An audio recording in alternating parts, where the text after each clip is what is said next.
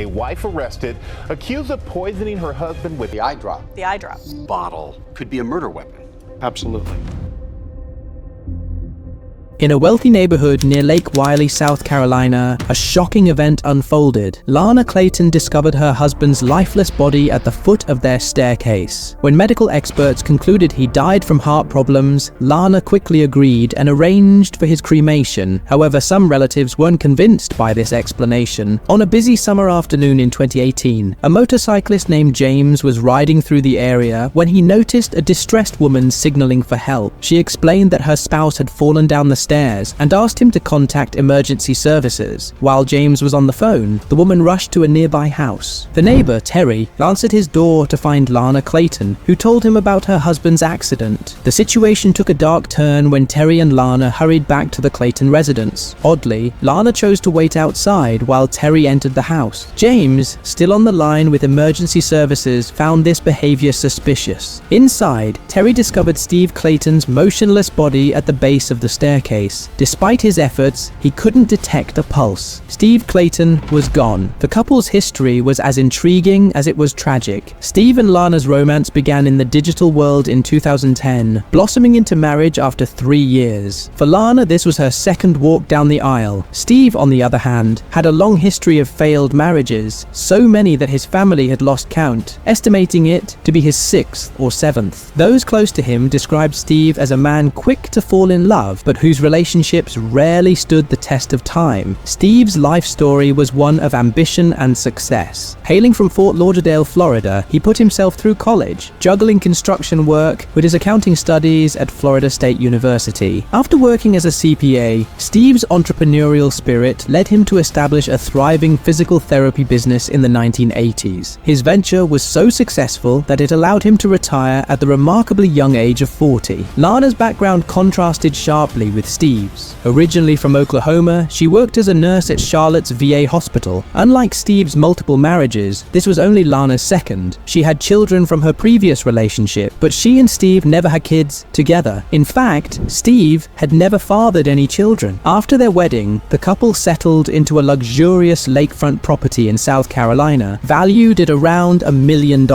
Their home was no ordinary house. It was said to be a replica of George Washington's famous Mount Vernon estate. When law enforcement arrived at the scene, Lana painted a picture of the events leading up to the tragedy. She claimed Steve had been struggling with vertigo for several days. According to her account, she had checked on him around 11 a.m., ensuring he had water before she went outside to mow the lawn. Upon returning to the house, she said she found Steve lying motionless at the foot of the stairs, prompting her desperate search for help. The family's shock was palpable. Steve's nephew, Nick French, a police officer in a nearby town, rushed to the scene upon hearing the devastating news. As the authorities conducted their initial investigation, Nick stayed by Lana's side, offering comfort to his seemingly grieving aunt. The arrival of the deputy coroner seemed to bring a quick resolution to the case. After a brief examination, she concluded there was nothing suspicious about Steve's death, suggesting a heart attack as the likely cause. With the death ruled as natural, the focus shifted to funeral arrangements. Typically, in cases without suspicion, bodies aren't taken for autopsy but are instead released directly to funeral homes. When asked about her preferred funeral home, Lana appeared overwhelmed, claiming she couldn't think straight. The deputy coroner, sensing her distress, offered to take the body for additional tests, a suggestion that Mick, with his law enforcement background, fully supported. However, Lana's reaction to this proposal raised eyebrows. She suddenly became decisive, insisting that Steve's body be taken to the nearby funeral home immediately. More alarmingly, she expressed a desire for immediate cremation. Mick's police instincts kicked in. As he walked through the house, he began to notice details that didn't quite add up. Despite multiple phones in the house, Lana had run outside to call for help. Strangely, no one had seen her perform CPR on Steve, an odd oversight for an experienced nurse. Steve's cell phone was mysteriously absent, unusual for a man known to be constantly reachable. Steve's sister, Rosie, revealed she hadn't heard from him in 3 days. Out of character, even if he were ill. Upstairs, Mick found Steve's bed soaked in urine, suggesting he had been neglected for days. The situation took another turn when Chris, another nephew, mentioned Steve's will. Lana claimed there wasn't one, but Chris insisted he'd seen it and was named executor. This disagreement led to a heated exchange. Most alarmingly, Nick overheard Lana in the kitchen, telling others that Steve was a drug user and expressing fear about what an autopsy might reveal. Lana's behavior grew increasingly suspicious. She abruptly asked everyone to leave and cancelled plans for their return the next day. Alarmed, Nick and Chris realized they needed to act quickly to prevent the imminent cremation and secure an autopsy. Their urgent plea to the coroner paid off. The autopsy revealed no signs of a heart attack or any obvious cause of death. However, the toxicology report uncovered a shocking truth. Steve's system contained high levels of tetrahydrozoline, a common ingredient in over-the-counter eye drops. Zoline is the common ingredient in Visine.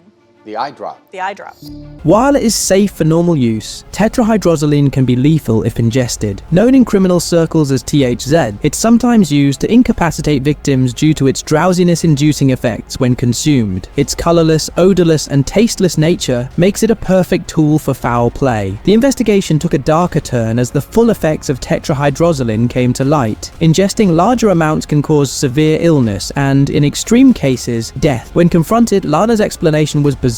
She claimed Steve added eye drops to his coffee as a laxative. This far-fetched story immediately raised red flags. Not only would this not work as intended, but it was also implausible that Steve, an intelligent man, would knowingly poison himself. Lana's knowledge of the substance further incriminated her. When told about the tetrahydrozoline, she instantly identified it as Visine, revealing her familiarity with the chemical. As pressure mounted, Lana's story shifted dramatically. She began to paint Steve as troubled, even suggesting suicide. However, investigators found no evidence to support this claim. During questioning at her home, Lana's narrative took another unexpected turn. She described the bedside table where she kept Steve's belongings, setting the stage for a new, unsettling version of events. She admitted to squirting an entire bottle of Visine into Steve's drink, an amount that would have been fatal. Her motive, pure anger and frustration with his constant demands for care. "What if I did kill him?" she asked, her story unraveling. Lana claimed she only wanted to make Steve suffer, to give him diarrhea and make his life miserable, but the lethal dose suggested a far more sinister intent. The investigation uncovered more disturbing details. Steve's will, which would have distributed his assets among family members, was missing. Evidence of burned paperwork on the property hinted at a cover-up, leaving Lana as the sole beneficiary. But the most shocking revelation was yet to come. This wasn't Lana's first attempt on Steve's life. In 2016, she shot him in the head with a crossbow while he was sleeping. Somehow, Steve had survived this earlier accident. The Crossbow Incident in 2016 took on a sinister new light. Lana had claimed it was an accident while seeking Steve's help with a jammed weapon. Despite the improbable nature of her story, authorities closed the case after brief interviews. Following her confession about the eye drops, Lana made a desperate move. She penned a suicide note expressing remorse for poisoning Steve and attempted to take her own life with pills and gas. A vigilant neighbor's intervention thwarted her plan, leading to her arrest after a brief hospital stay. Prosecutor Kevin Brackett uncovered a potential motive: money. In 2016, Lana convinced Steve to move to South Carolina, where laws favored her inheritance if Steve died without a will. The investigation revealed a carefully orchestrated plan. Lana's insistence on the absence of a will and her neighbor's reports of her burning items in a fire pit the day after Steve's death pointed to deliberate evidence of destruction. The timeline of Steve's poisoning didn't align with Lana's story. The amount of tetrahydrozoline in his system suggested a prolonged, calculated dosing over 3 days, rather than a single impulsive act. Authorities believe she incapacitated Steve with smaller doses before administering lethal amounts. Steve's missing phone became another piece of the puzzle, likely disposed of to prevent him from calling for help. As the case progressed, Lana's story shifted again. She now claimed Steve was abusive, painting herself as a victim seeking punishment, not death. She even reframed the Crossbow Incident as self-defense. In a final attempt to minimize her actions, Lana stated, "My only knowledge of the zine was from movies. I impulsively put it in Steven's drink to make him sick and uncomfortable." Lana's final plea for sympathy rang hollow. She claimed ignorance of the zine's lethal potential and painted herself as a victim of abuse. However, her story of self-defense during the Crossbow Incident defied logic. How How could she shoot Steve in the back of the head if he was attacking her? Investigators found no evidence of Steve's alleged abuse. While the absence of proof doesn't disprove abuse, the lack of corroboration from Steve's past partners cast doubt on Lana's claims. In a bizarre twist, just weeks after Lana's arrest, a similar case unfolded nearby. Stacey Hunsucker, a woman with known heart problems, died suddenly in Mount Holly, North Carolina. Her husband Joshua raised suspicions by attempting to claim a large life insurance payout mere days after her death. It was also revealed that Joshua had been unfaithful prior to Stacey's passing. Authorities' attempts to investigate further were thwarted. Stacey's body had already been cremated, eliminating the possibility of toxicology tests. Investigators theorized that Joshua had copied Lana Clayton's method, having learned of it from media coverage. This copycat angle added a surreal dimension to the case, leaving many to wonder about the logic behind mimicking a failed murder plot. As Joshua awaited trial on multiple charges, Lana Clayton's case reached its conclusion. Faced with the possibility of the death penalty, she accepted a plea deal, pleading guilty to voluntary manslaughter and tampering with food or drugs. Lana received a 25-year prison sentence. The prosecutor, reflecting on the case, remarked on its unprecedented bizarreness, highlighting the cruelty of Steve's 3-day suffering before death. And there you have it, fellow sleuths. Another baffling case unraveled. The Clayton and Hunsucker cases remind us that truth can indeed be stranger than fiction. If you're as fascinated by these intricate true crime stories as we are, make sure you're part of our growing community of secret sleuths. Hit the subscribe button and ring the notification bell to stay updated on our latest investigations. Remember, every like, comment, and share helps us reach more curious minds like yours. Have a case you'd like us to cover? Drop your suggestions in the comments below. Until next time, keep your eyes open and your mind sharp. This is Secret Sleuths, where we uncover the truth, one mystery at a time.